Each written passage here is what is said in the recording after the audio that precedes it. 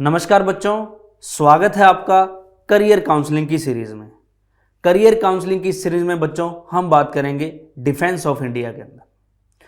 बच्चों डिफेंस के अंदर आज का जो हमारा वीडियो है वो है CISF यानी कि सेंट्रल इंडस्ट्रियल सिक्योरिटी फोर्स द्वारा आयोजित की जाने वाली परीक्षा असिस्टेंट कमांडेंट। इस वीडियो के अंदर हम आपको विस्तार से बताएंगे कि असिस्टेंट कमांडेंट की भर्ती के लिए आपके पास क्या योग्यता होनी चाहिए और इसकी भर्ती प्रक्रिया क्या होती है। इससे पहले मैं आपको बता दूं, जो बच्चों CISF है यानी कि सेंट्रल इंडस्ट्रियल सिक्योरिटी फोर्स, ये इंडिया के अंदर जितने भी औद्योगिक क्षेत्र हैं उनकी सुरक्षा के लिए बनाई गई है।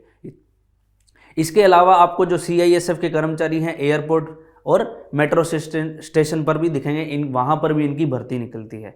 बच्चों CISF के अंदर ही बहुत सारे पदों पर भर्ती निकलती है, तो हमने जो डिफेंस के अंदर लगभग सारी ही भर्तियों को कवर किया है, अपर लेवल से लेकर लोएस्ट लेवल तक। और इवन डिफेंस के अंदर हमने जितनी भी फोर्सेज हैं, अगर हम बात करें जैसे इंडियन आर्मी होगी, नेवी होगी, और जितनी भी पैरामिलिट्री फोर्स हैं, एयरफोर्स हो, पैरामिलिट्री फोर्स है, BSF होगी, CISF होगी, CRPF होगी, SSB होगी, जितनी भी फोर्सेज हैं बच्चों, इन सब में कौन कौन से रैंक के अधिकारी होते हैं, कितने रैंक के छोटे कर्मचारी होते हैं, तो सब पर हमारा वीडियो है। भर्ती के लिए कैसे कैसे भर्ती होती है, कैसे कैसे आप प्रमोट होते हैं। इवन बच्चों हमने डिफेंस के अलावा भी गवर्नमेंट सेक्टर में सिविल सर्विस में के अंदर, चाहे वो बात करें हम स्टेट गवर्नमेंट की या सेंट्रल गवर्नमेंट की, उनकी भर्तियों को भी कवर किया है। इवन हमने ट्वेल्थ में आपके पास कितने ऑप्शंस हैं, 12th के बाद रोजगार के कितने ऑप्शन हैं, स्नातक में किस किस फील्ड में आप कर सकते हैं, स्नातक के बाद रोजगार में आपके पास क्या ऑप्शन है, ग्रेजुएशन में फील्ड के कितने ऑप्शन हैं, ग्रेजुएशन के बाद आप क्या क्या कर सकते हैं, मास्टर्स के बाद क्या कर सकते हैं, इन सब पर भी हमने वीडियोस बनाए हैं। तो आज के वीडियो में हम देखेंगे असिस्टेंट कमांडेंट की भर्ती के लिए, यानी कि असिस्टेंट कमांडेंट A से CISF के अंदर। तो बच्चों CISF के अंदर यदि आपको किसी भी पैरामिलिट्री फोर्स की बात करें यानी CISF की बात करें, तो आपको यदि असिस्टेंट कमांडेंट की पद पर भर्ती होना है, बच्चों सभी पैरामिलिट्री फोर्स के अंदर ये भर्ती अलग अलग निकलती है, तो हमने सभी ही भर्तियों को अलग अलग कवर अप किया है। तो असिस्टेंट कमांडेंट की जो पोस्ट है उसके लिए 50% जितने भी पद होते हैं, मान लीजिए 1000 पद हैं तो 50% यानी कि 500 पद तो रिक्रूट होते हैं बच्चों UPSC के द्वारा, जो भारत का संघ लोक सेवा आयोग है, यानी कि सिविल सर्विस की परीक्षा होती है, भारत की सबसे बड़ी परीक्षा, उसके द्वारा आयोजित करवाई जाती है। और उसके अलावा जो 50% बच्चों इसकी पोस्ट होती हैं वो आगे आप प्रमोट होते हैं, आप यानी कि नीचे के लेवल से ऊपर की ओर प्रमोट होते जाते हैं। बच्चों डिफेंस के अंदर बहुत ही बच्चों का, आज का अभ्यर्थियों का सपना होता है कि हम डिफेंस में जाएं। तो डिफेंस में जाने के लिए आपके पास एजुकेशन के साथ साथ बच्चों और भी बेस्ट अपॉर्चुनिटी होती है कि यदि आप किसी स्पोर्ट्स एक्टिविटी से हैं या NCC से हैं।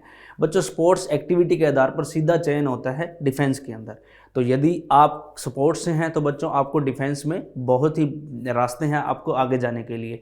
एग्जाम्पल के तौर पर जैसा कि हमें पता है, हमने और भी वीडियोज़ में बताया है कि जो महेंद्र सिंह धोनी है क्रिकेटर, वो भी बच्चों आर्मी में एक हायर रैंक पर पोस्टेड है, वो अपनी स्पोर्ट्स की वजह से ही हैं। तो स्पोर्ट्स का और NCC नेशनल कैडेट कोर है जो, उसका भी बच्चों बहुत बड़ा योगदान रहता है। योग्यता आपके पास क्या होनी चाहिए बच्चों, या तो आप ग्रेजुएट होने चाहिए किसी भी स्ट्रीम के अंदर, या आपके पास NCC का नेशनल कैडेट कोर है, इसका सर्टिफिकेट होना चाहिए C ग्रेड या B ग्रेड का, तो आप डायरेक्ट रिक्रूट हो सकते हैं। या कोई आपके पास अचीवमेंट है किसी स्पोर्ट्स के अंदर, यानी कि आप किसी इंडिविजुअल या ग्रुप गेम के अंदर किसी नेशनल या इंटरनेशनल स्तर पर खेले हुए हैं, उसका सर्टिफिकेट है आपके पास, तो उसके आधार पर भी आपको मतलब अगर क्वालिफिकेशन आप में कम है लेकिन ये आपके पास है तो बच्चों तो भी आप इस भर्ती के लिए आवेदन कर सकते हैं। अब बच्चों बात करते हैं एज बच्चों जो मिनिमम एज है इसके लिए वो है 19 साल और मैक्सिमम एज है 25 साल, यानी कि आप 25 साल तक इस भर्ती के लिए पेपर दे सकते हो। आगे अगर बात करें बच्चों भर्ती प्रक्रिया की, तो इसके अंदर 4 चरण होते हैं। यदि आप इन चारों चरणों को पूरा कर लेते हैं तो आप अंतिम रूप से असिस्टेंट कमांडेंट यानी कि AC के पद पर रिक्रूट हो जाते हैं। सबसे पहले होता है बच्चों मानक परीक्षण अपने बॉडी का, जिसके अंदर हाइट और चेस्ट से संबंधित जानकारी चेक की जाती है वेट से। और आगे होता है शारीरिक दूसरा चरण दक्षता परीक्षण, इसके अंदर बच्चों दौड़ और लॉन्ग जंप और हाई जंप वगैरह होता है। और इसके बाद अगर बात करें लिखित परीक्षा, तो लिखित परीक्षा के होती है बच्चों, इसके अंदर पेपर होते हैं 2, उसके हम डिटेल से बताएंगे क्या सिलेबस होता है। और लास्ट में बच्चों मेडिकल टेस्ट और इंटरव्यू होता है। मेडिकल टेस्ट और इंटरव्यू, यदि आप मेडिकल में और इंटरव्यू में भी सब क्वालिफाई कर जाते हैं तो आप अंतिम रूप से बच्चों असिस्टेंट कमांडेंट की भर्ती पर सेलेक्ट हो जाते हैं। तो अब बच्चों हम बात करेंगे ये जो 4 चरण हैं इनके बारे में विस्तार से।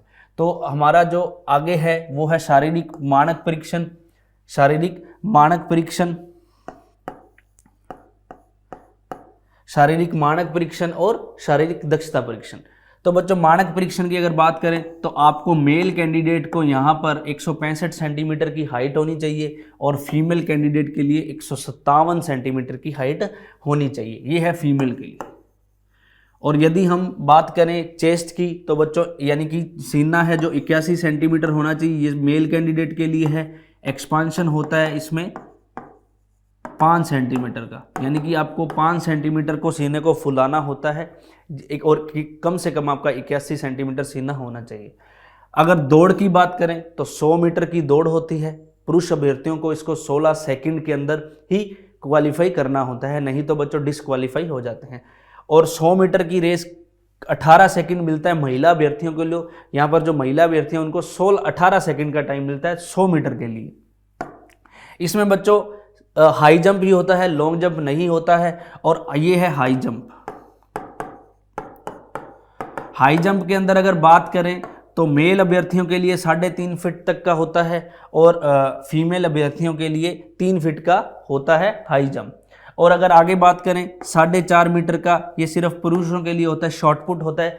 आपको एक कुछ भी एक चीज़ दे जाती है, भारी होती है जो 4 या 5 केजी की होती है, उसको आपको फेंकना होता है 5.5 मीटर तक बच्चों। ये होता है सिर्फ पुरुष अभ्यर्थियों के लिए। और यदि आप इस फिजिकल के सारे क्राइटेरिया को क्वालिफाई कर जाते हो तो आपको आगे कॉल की जाती है रिटन के लिए। बच्चों रिटन के अंदर आपके 2 पेपर होते हैं। एक होता है पेपर फर्स्ट, जिसके अंदर आपके मैथ्स होती है और रीजनिंग होती है, जीके होता है और जनरल साइंस होता है। और एक होता है पेपर सेकंड, इसके अंदर आप लैंग्वेज टेस्ट होता है बच्चों। और लैंग्वेज टेस्ट के अंदर इंग्लिश एंड हिंदी,